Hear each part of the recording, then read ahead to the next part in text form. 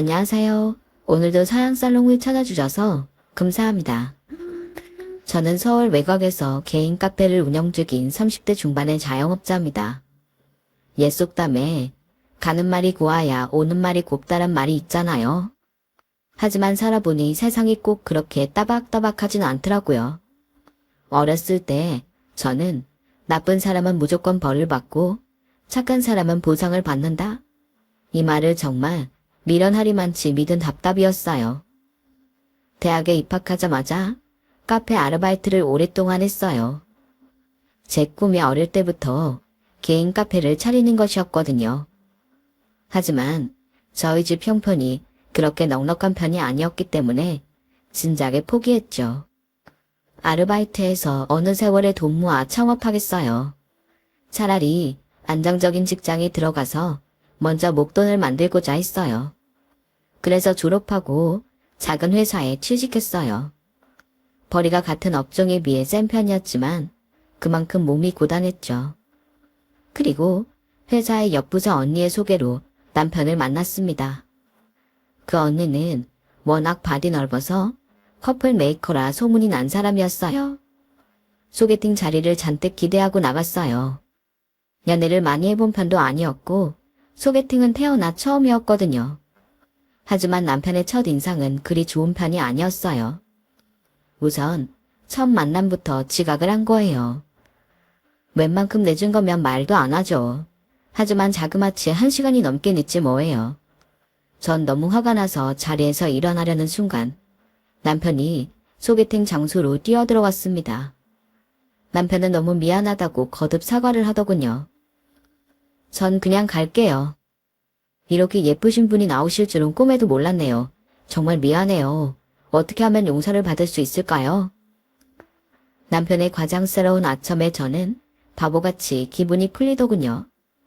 그리고 그 이후로 남편과는 자연스레 연인관계가 되었죠.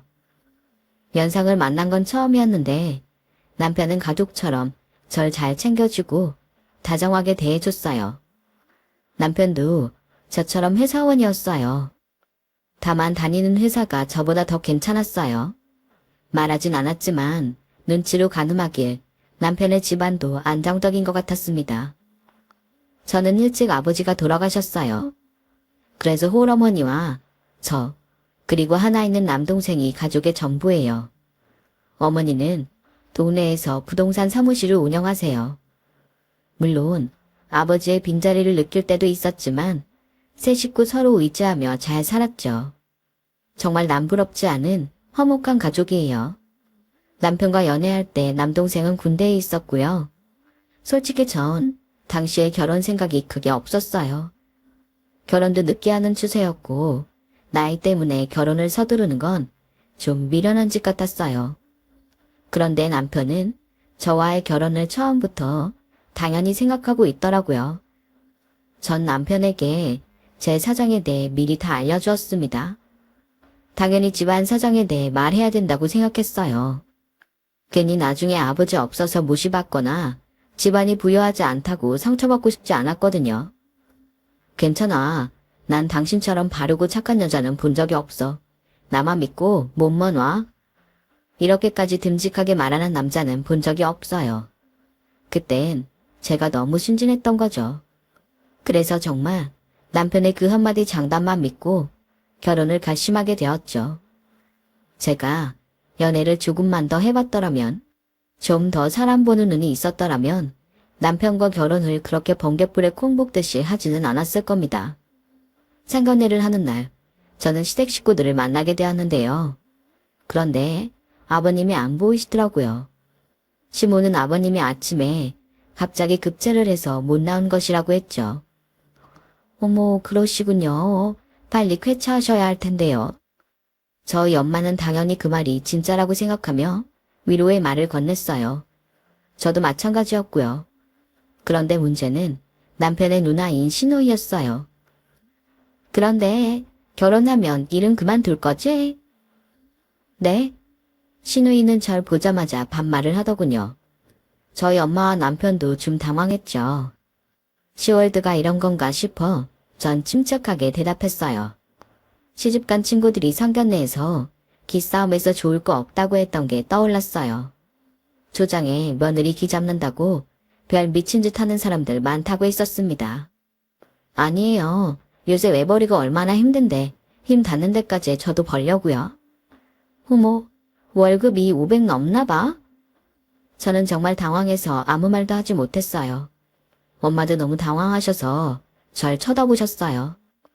저희 엄마가 정말 순둥이시거든요. 마침 종업원이 음식을 가져와서 대화는 중단되었어요. 아마 그 자리에 제 남동생이 있었다면 상을 엎었을지도 모르겠습니다. 남동생은 그런 상황을 못 참거든요. 상간대는 무사히 마쳤어요. 저는 남편에게 신우이가 혹시 날 싫어하느냐고 대놓고 물었죠. 아니야, 신경 쓰지 마. 누나 성격 원래 저래. 부모님도 못 말려. 친해지면 쿨하다고 너도 좋아하게 될걸. 정말? 나 싫어하시는 거 아니지? 전 정말 남편의 말을 곧이곧대로 믿었어요. 아무 말이나 툭툭 내뱉는 신우이가 실은 시크하고 쿨한 여자라고요. 그리고 속으로 못 배운 사람이니까 내가 참아야지 했습니다. 그렇게 생각하니 마음이 편하더군요. 그리고 친정 엄마에게도 신우이의 성격을 잘 설명했어요. 그리고 그렇게 저희는 결혼을 하고 마침내 부부가 되었죠. 신혼생활하고 6개월은 정말 행복했어요. 그리고 나머지 6개월은 그저 그랬는데요. 저는 그게 권태기라고만 생각했어요. 다정하게 절 챙겨주던 남편은 퇴근하면 텔레비전만 보고 게임만 하는 무심하고 재미없는 사람이 되었거든요. 아침, 점심, 저녁 꼬박꼬박 밥 챙겨주는 게 제 일이더군요. 가정부 취급당하는 기분이었어요. 그리고 그 이유를 알게 된 데에는 오랜 시간이 걸리지 않았죠. 바람도 똑똑한 사람들이나 피우는 거더군요. 회식에 다녀온 남편이 술이 떡이 돼서 퇴근한 날이었죠. 전 곤드레 만드레 취한 남편의 꼬랑내 나는 양말을 벗겼어요. 땡큐. 정훈아, 내가 너 사랑한다. 나 아니. 전 피식 웃었습니다. 그저 남편이 동료 여자 직원에게 하는 응원의 말이라고 생각했죠. 그런데 제가 남편의 양복 바지를 벗기려고 하자 남편의 입에선 충격적인 말이 나왔죠. 또 하자고? 아이, 너무 밝히네. 여기 회사예요. 간지러워. 남편의 추잡한 말에 전 얼음이 되고 말았어요. 남편은 그 뒤에도 음담패살이 섞인 술주정을 하더군요. 그리고 저는 남편의 양복 상의에 있는 핸드폰을 꺼냈죠. 역시나 비번이 걸려있더군요. 어떻게 할까 고민하다 전 남편의 자동차 열쇠를 들고 아파트 주차장으로 갔어요. 남편 차에 붙어있던 블랙박스를 꺼내 영상을 확인하게 되었어요. 오빠, 여기 차 아니야. 진짜 완전 은큼하다니까. 우리 요물, 네가 이렇게 예쁜데 내가 가만히 있겠어? 남편과 저는 권태기가 아니었습니다. 남편이 회사 동료와 바람이 났던 것이죠. 영상 속에서 남편과 여직원은 온갖 추태를 부리며 커플 행세를 하더군요. 다행히 차에서 그 짓거리는 하지 않더라고요. 다음날 전 여전히 술에 취해 정신을 차리지 못한 남편에게 블랙박스 동영상을 보여주었죠. 여보, 그게 아니라 다 오해야. 아니다, 내가 처지길 놈이야. 이혼해. 다행히 우리 사이에 애가 있는 것도 아니고 그냥 이 여자랑 살아. 남편이 무릎 꿇고 싹싹 빌더군요. 뭐든 다 해주겠다면서요. 제발 용서해달라고 했어요. 다 필요 없고 그냥 갈라서자고. 당신 카페 차리고 싶다며. 그거 내가 차려줄게. 그때까지도 이혼만 결심했던 저는 카페 소리에 마음이 흔들렸어요. 간통죄도 없어진 마당에 류책 쌓여도 전부 남편에게 있잖아요. 이대로 이혼하면 멀쩡히 저만 손해인 것 같았죠. 시모에게 5층짜리 상가 건물이 있어요. 마침 1층에 있던 옷집이 폐업해서 공실인 상태였고요. 남편은 자기가 시모를 설득해 카페를 내준다고 호언장담을 하더군요. 대신 나 바람핀 거는 우리 집에 비밀로 해주면 안 될까? 응? 그 여자랑 깊은 사이도 아니었고 진짜 잠깐의 일탈이었어. 일탈. 우리 집에서 알게 되면 나 쫓겨나고 유산이고 뭐고 하나도 못 받을 거야. 그리고 뜻밖의 시아버지 얘기를 들었어요. 이상하게 시댁에서는 시아버지 얘기만 나오면 실시하는 분위기였거든요. 게다가 결혼식 이후로 한 번도 본 적이 없었고요. 시댁에 잠깐 갈 때마다 시모는 시아버지가 지방에서 일을 하느라 잘 들어오지 않는다고만 둘러댔거든요. 그리고 바보 같은 전 그걸 고지고대로 믿었고요. 사실 시아버지가 남편 어릴 때 바람나서 집 나갔답니다. 10몇 년 가까이 안 보고 살다가 어머니가 아들 결혼식장에 부르려고 수소문해서 겨우 찾았다더군요. 아무튼 그 이후로 집에서 바람난 사람이라고 하면 길길이 날뛰고 찢어 죽일 놈으로 본다더라고요. 속으로 부전자전이라 생각하기도 했어요. 그런 상태에 솔직히 저는 남편의 제안에 혹했어요. 결혼한 지 1년도 안 된 상태로 이혼을 하는 것도 마음에 걸렸고요. 일주일 동안 남편은 밖에서 지내며 저에게 애걸복걸 용서를 빌었어요. 전 각방을 쓰는 조건으로 일단 이혼은 보류한다 했죠. 그리고 남편은 정말 약속대로 시댁의 건물에 제 카페를 차려주었어요. 전 퇴사를 했고 하나부터 열까지 카페에 관련된 모든 일은 제가 처리했어요. 커피 공부도 정말 열심히 했고요. 이미 대학 때 바리스타 자격증도 따두었거든요. 사실 직장생활 중에도 제 마음 한구석에는 카페에 대한 열정과 욕심이 남아있었어요. 남들은 우습다고 생각할 수도 있겠지만 저에게는 정말 소중한 소망이었어요. 그런데 시누이의 불만이 좀 컸습니다. 시모 건물이기는 하나 관리는 시누이가 거진 다 하고 있거든요. 싸가지 없는 시누이에 대해서 설명을 해야겠네요. 시누이는 40대 이혼녀입니다. 엄청 어린 나이에 결혼을 했다가 이혼을 한 거라고 하더군요. 게다가 시누이의 결혼 상대는 애 딸린 유부남이었답니다. 시누이가 그 집 가정 풍비박산 내고 결혼을 강행했다네요. 그 성격에 안 봐도 뻔하죠? 그 남자를 이혼시키려고 별의별 짓 다 했을 게 분명합니다. 여튼 시누이는 카페 공사 중에도 찾아와 사사건건 트집을 잡았죠? 괜히 카페를 차려서 망하면 건물 값만 내려가는 거라고요. 시댁 건물이 몫이 좋긴 했지만 오래돼서 금간 곳도 많고 공사 비용도 많이 들었어요. 그리고 그 돈은 제 적금으로 해결했죠. 드디어 제 소망이 담긴 카페를 개업했습니다. 걱정이 많이 들었는데요. 생각보다 장사가 잘 되더군요. 준비를 오래 한 덕인지 금방 단골 손님이 늘었고 배달도 시작했죠. 하지만 이게 무슨 운명의 장난일까요? 얼마 후 출장을 간다고 지방으로 갔던 남편이 모텔에서 심장마비로 세상을 떠나버린 것입니다. 심지어 출장도 아닌 여직원과의 불륜여행이었죠. 다신 안 만난다고 한 건 거짓말이었어요. 남편의 회사도 발칵 뒤집어졌어요. 알고 보니 그 여직원도 유부녀였다고 하네요. 사유야 어찌됐든 저 또한 큰 슬픔을 느꼈어요. 남편이 바람을 피웠지만 같이 살았던 정이 크긴 하더라고요. 한때는 그 사람과의 미래를 꿈꿨던 아내니까요. 하지만 시댁의 반응은 전혀 달랐어요. 시내이와 시모는 제 슬픔은 안중에도 없나 봐요.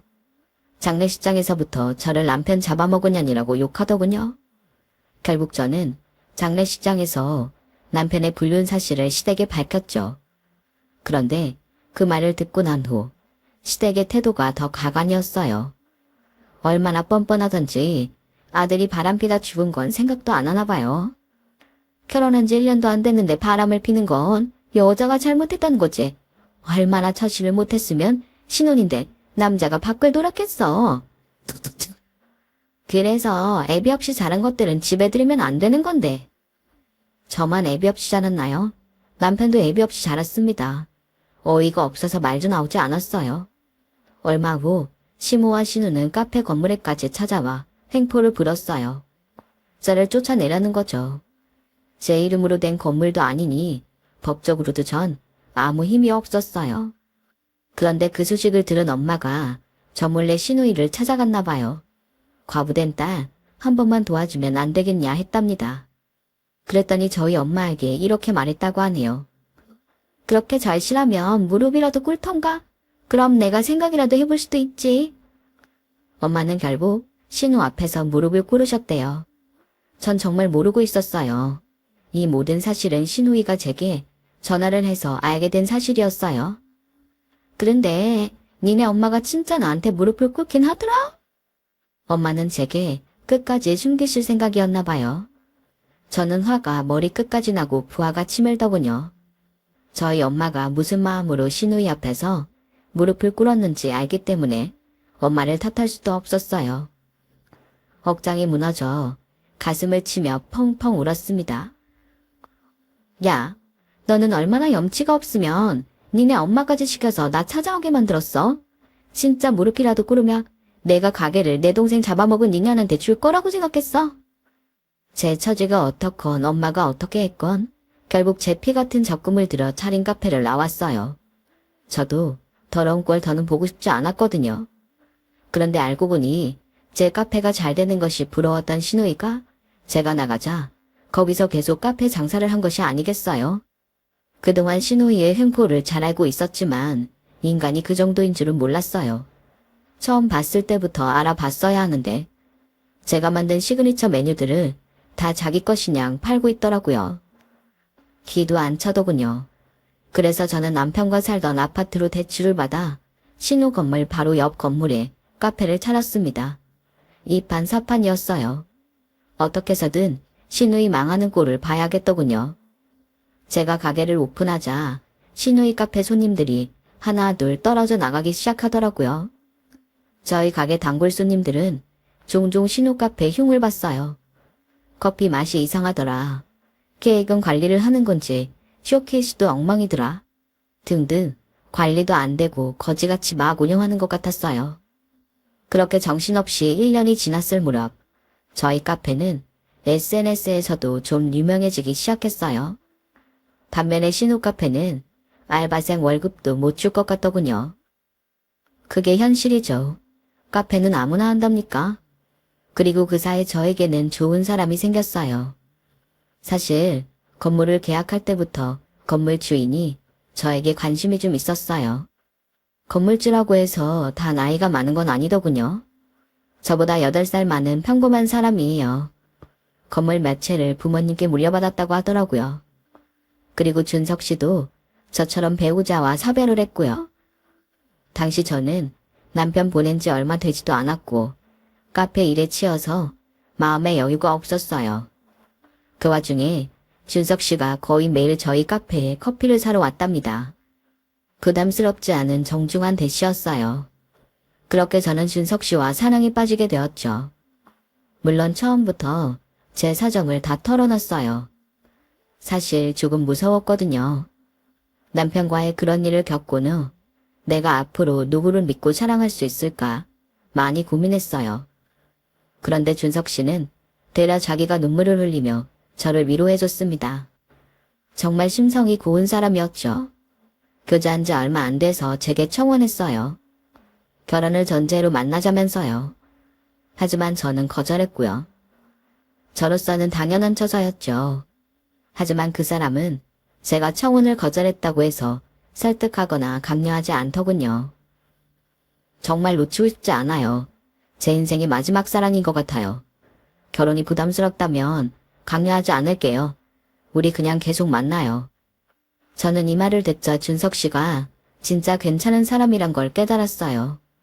번개불에 쿵 볶듯 결혼하자는 전 남편과는 하나부터 10까지 모두 달랐거든요.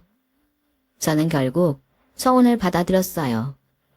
저희는 결혼식을 올리지 않고 혼인신고만 했죠. 저에 대한 배려였어요. 그리고 그 사람은 제게 선물이 있다고 하더라고요. 그가 바로 전 신우이의 건물을 매입할 거란 사실이었죠. 거의 경매로 넘어가기 일보 직전이라고 했어요. 놀랍기도 하고 의아했죠. 수소문에서 알아본 결과 신우이가 사기를 크게 당한 거였습니다. 그것도 결혼 사기였죠? 자기보다 한참 어린 헬스 트레이너랑 눈이 맞아서 결혼한다고 청첩장까지 다 뿌려놓은 상태였답니다. 그런데 알고 보니 남자가 제비였던 거죠. 헬스장 차려주려고 건물담보로 대출을 엄청나게 받아서 빚이 눈덩이가 된 거였어요. 멍청한 거 알았지만 그 정도일 줄은 몰랐어요. 얼마나 멍청해 보였으면 제비가 접근을 했답니까? 저는 이미 프랜차이즈를 몇 군데 낼 준비 중이었고 대출을 받아서 신우이의 건물을 그 사람과 같이 매입할 준비를 끝냈어요. 결국 제가 소망하던 일이 이루어진 순간인 거죠. 그런데 며칠 후 신우가 준석 씨에게 찾아왔어요. 부동산 중개인에게 진상을 부려 번호를 알아냈다더군요. 제 존재는 전혀 모르는 것 같았고요. 준석 씨는 사무실에 찾아온 신우를 보고 저에게 바로 연락을 했어요. 신우이는 준석 씨에게 다짜고짜 찾아와 제발 건물에 있는 가게를 계속 운영하게 해달라고 했다네요. 이대로 넘어가면 권리금도 못 받고 죽서석 해주는 꼴이니까요. 신우는 사무실에 나타난 저를 보고 기겁을 했습니다. 네가 왜 여기 있냐며 당황스러워했죠. 그러자 그 사람은 저를 아내라고 소개했고요. 신우의 얼굴이 홍시처럼 시뻘개졌어요. 그런 표정 볼만하더군요. 저희가 부부라는 말을 듣자마자 신우이는 바로 저의 손을 잡고 친한 척을 하더라고요. 태어나 그렇게 염치 없는 사람은 처음 봤네요. 우리가 한때는 가족이었잖니. 너 이러면 안 되는 거다. 우리가 나한테 얼마나 잘해줬는데. 한 번만 도와줘. 너는 이 가게 없어도 잘 먹고 잘 살잖아. 빌빌대는 꼴이 볼만하더군요. 통쾌했지만 그간의 묵은 감정들이 그걸로 해결되지는 않았어요. 그리고 저희 엄마에게 했던 일이 생각났죠? 언젠가 똑같이 아니 몇 배로 갚아주겠다고 다짐했었죠. 그래서 저는 신우이가 저희 엄마에게 했던 것처럼 똑같이 했습니다.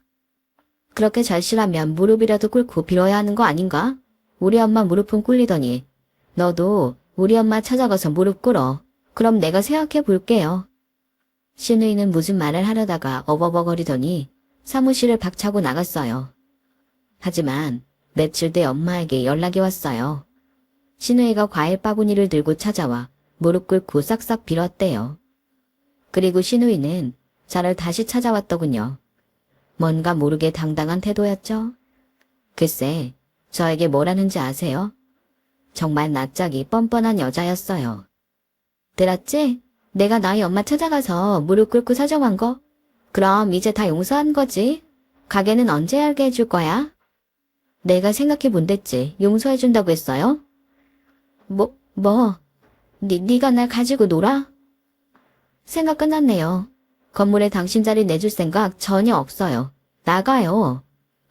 신우이는 자기 화를 못 참아서 사무실에 있는 물건을 마구잡이로 던지더군요. 경찰 부르기 전에 나가라고 했습니다.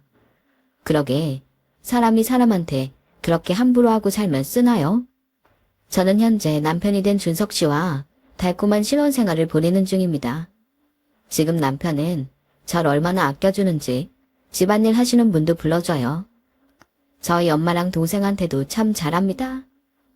가맹점 낸 것도 꽤 성공적이었고요. 차근차근 다른 지역으로도 진출할 생각입니다. 그리고 얼마 전에 남편과 제 생일로 할 백화점에 갔었어요. 그런데 그곳에서 신우를 봤어요. 와인 매장에서 셀러로 일하고 있더군요.